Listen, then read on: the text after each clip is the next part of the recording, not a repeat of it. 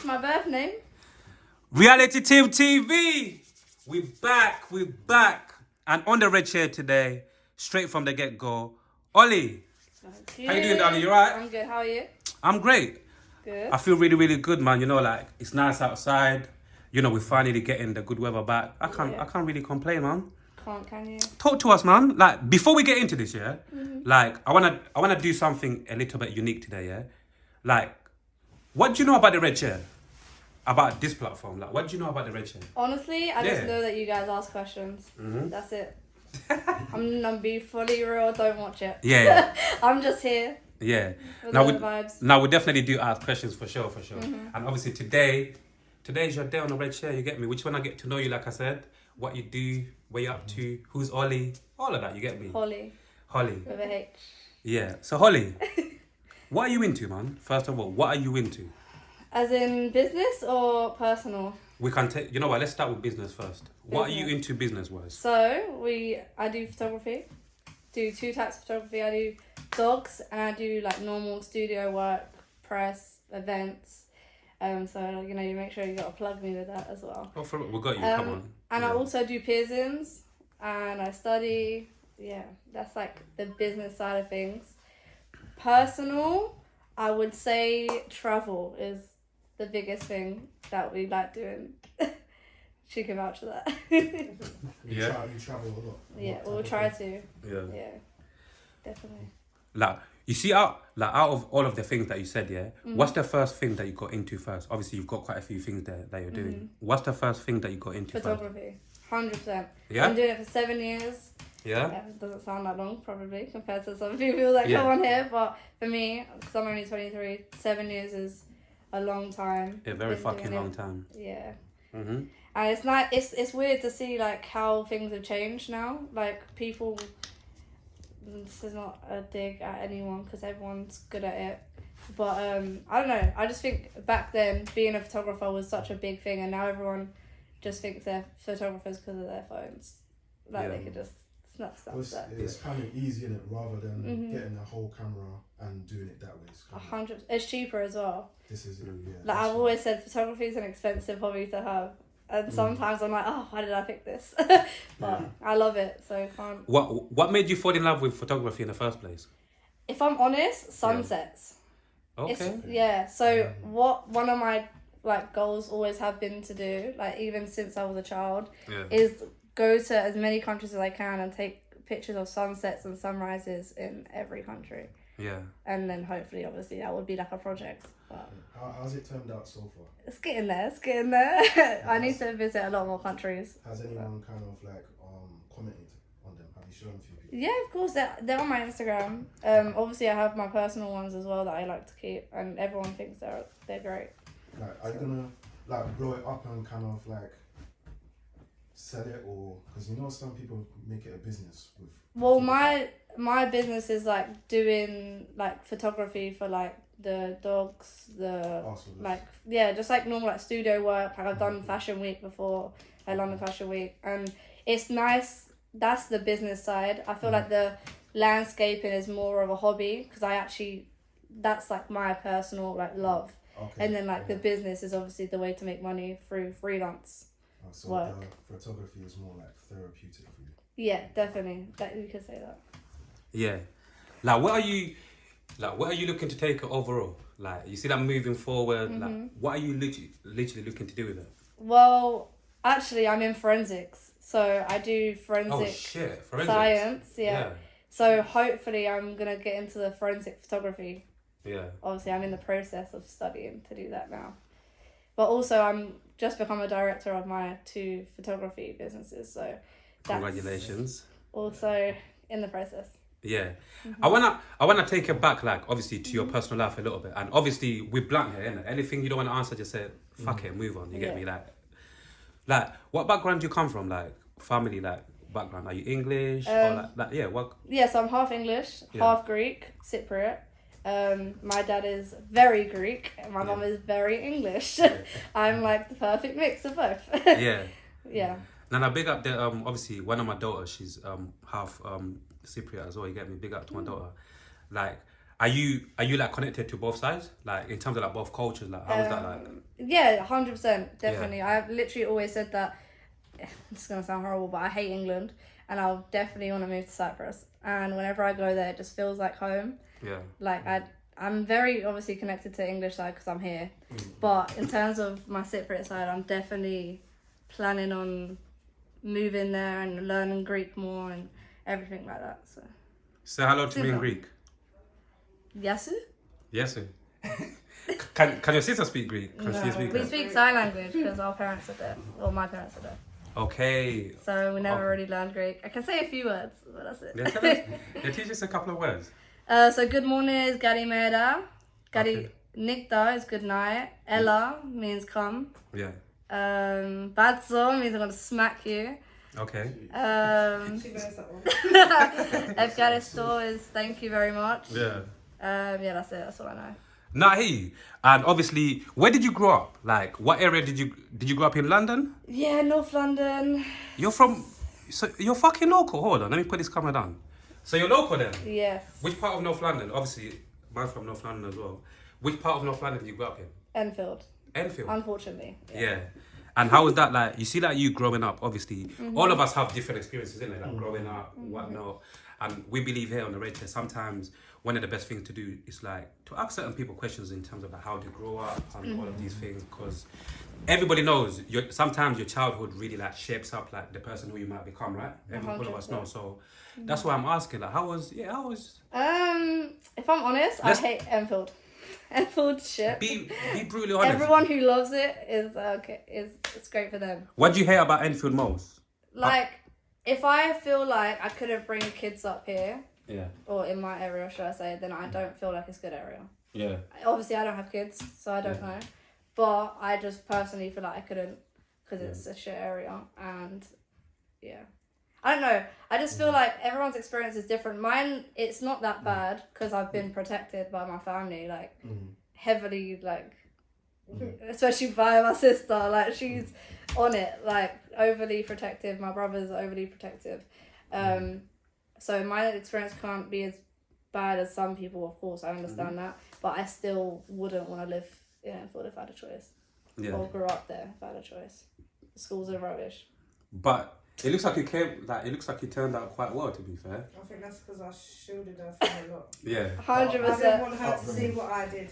Yeah. And I didn't want her to do what I did when I was younger. 100%. So it was like, she's not doing this. I think it's safe to say I learned. Like even cinemas with her friends, even at the age of 16, it was more, no, I'm taking you, I'm picking you up. You're not going out on the buses and all of that when you're this young.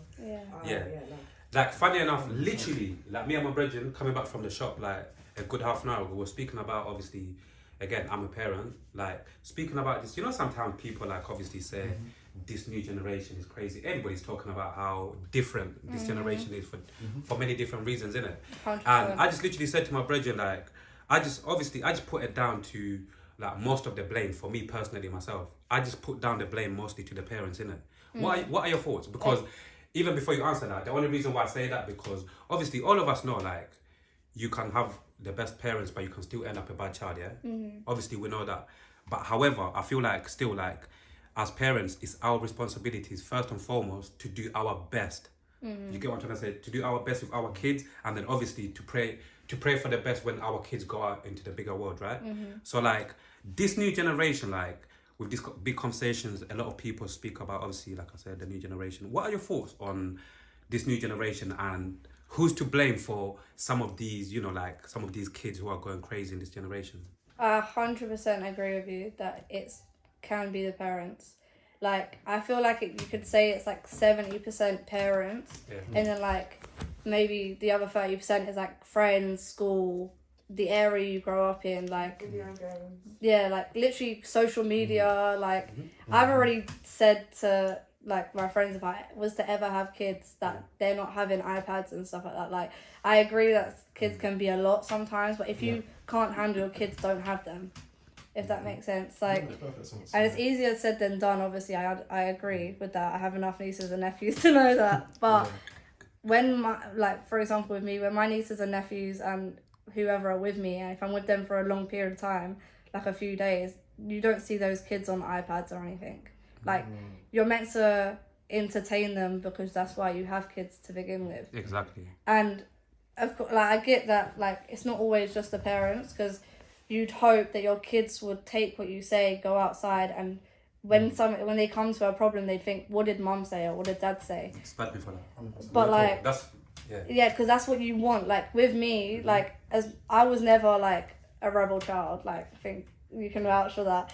I was never the one to go outside and do a madness, but that's because my mum didn't force me into something that I didn't want to be, if that makes sense. Like, if a kid comes to you and says, I want to do this, I want to do that, you need to explain to them, like, why they can't do it. Not just say, no, you're not allowed to because you're my kid. Like, because the kid shouldn't feel like you're owning them. Like, they should feel like it's a privilege that they're your child. Like, and props to my mum and dad, like they're great. Big up to your mum and dad, man. Like, big up to them. Big up Mumsy. And big up Pops. And obviously we all have big up your problems sister, with your them. siblings as well, like you were saying earlier. They kept you in a 100%. bubble. Yeah, You get me? definitely. If it wasn't for like the people that surrounded and like grew me, like then I would definitely say like, oh yeah, it was my parents' fault that I turned out this or whatever. But if you really like came from a good background, then you understand that it's the parents that make what is most of you. If that makes sense. Yeah, absolutely. Yeah. I can keep talking like this. No, I'll be here, baby. No, we're good because again, like I said, I just try because I'm a very open-minded, innit? And the reason why, once again, like we have these conversations is just to try to just understand certain things, and also to get other people's like opinions on what they think about certain things that we think about. You get me? So even talking about like this time, not even this generation, like these times that we're living in, where it's like people in general, not even just the new generation, adults, a lot of people. You lot can correct me if I'm wrong in it. Like, I feel like we are living in a generation of like a lot of people are very materialistic more than ever. More than ever, it's just too materialistic. And obviously, when you come off social media and you have real conversations with certain people, and people are talking about the cost of living, people are struggling to do this, to do that. But then when you get on social media to a certain degree or whatever, it's just like it comes across like everybody's bowling, everybody's got this, everybody's got that. So it's like, so it seems. Yeah. So like, it seems that then that's the same, like, you can branch out under the same thing as like don't judge a book by its cover. Absolutely. Because like, especially coming from our side, we know obviously people that look like they're balling. Like, I'm a photographer. Like, I can easily stunt. It's not hard to rent a Bentley for one day and like call yourself Tokyo shit. literally. Come on, Tokyo shit, man. Now, real talk. Definitely, like, real talk. I used to work at Thrifty, so I used to get all the car renters and everyone from the streets. Imagine. Yeah. I'm not going to mention no names and not We anyway. don't. Yeah, we But- don't. We don't do that. Yeah.